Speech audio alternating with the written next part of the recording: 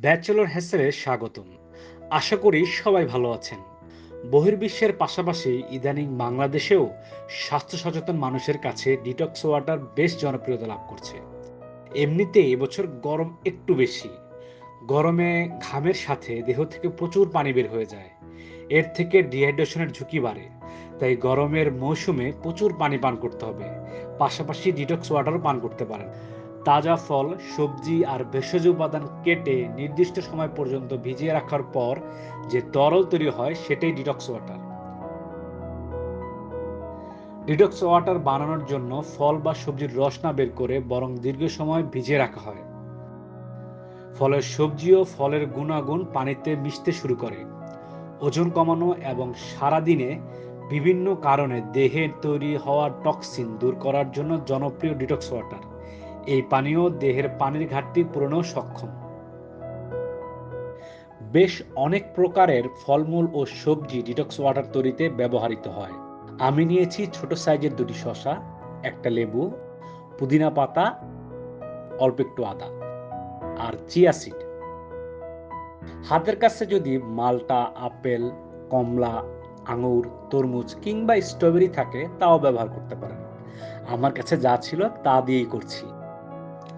সবগুলো ফল আর সবজি স্লাইস করে কেটে নিতে হবে। প্রথমেই শসা কেটে নিলাম।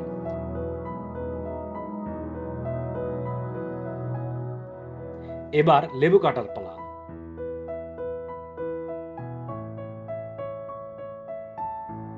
আদা এইভাবে কেটে নিলাম। সবকিছু প্রস্তুত। এখন শুধু তৈরি করা। এটা বানাতে কাচের জগ লাগবে। বিশুদ্ধ পানি দিয়ে জগ ভর্তি করে নিলাম। এবার একে একে সবগুলো উপাদান দিয়ে দেব। প্রথমেই দিলাম শসা, এবার লেবু, আদা, পুদিনা পাতা আর সবার শেষে দিলাম চিয়া সিড। একটা লম্বা চামচ দিয়ে সবগুলো মিশিয়ে দিলাম। একটু মধু দিতে পারলে ভালো হতো, আমার কাছে নেই তাই এড়িয়ে গেলাম। এবার একটা ঢাকনা দিয়ে ৪-৫ ঘন্টা রেখে দিলেই তৈরি স্বাস্থ্যকর ডিটক্স ওয়াটার।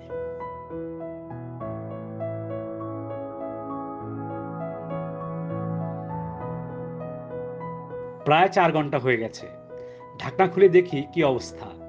চিয়া সিডগুলো ভিজে বেশ ফুলে উঠেছে। এতক্ষণে ফল আর সবজির গুণাগুণ পানিতে মিশে গেছে। চামচ দিয়ে সবকিছু আরেকবার মিক্স করে একটা গ্লাসে নিয়ে নিলাম। এই পানীয় এখন খাওয়ার জন্য পুরোপুরি তৈরি। ও, একটি কথা তো বলাই হয়নি। ডিটক্স ওয়াটার শরীরের ভিটামিন সির ঘাটতি পূরণ করে, হজম শক্তি বৃদ্ধি ও কোষ্ঠকাঠিন্য প্রতিরোধ করে, শরীরের রক্ত, পানি ও পিএইচের ভারসাম্য বজায় রাখতে সহায়তা করে, ইমিউনিটি বাড়ায় এবং কোলেস্টেরল কমাতে ভূমিকা রাখে, শরীরের ক্লান্তি ভাব দূর হয় এবং সতেজতা আসে।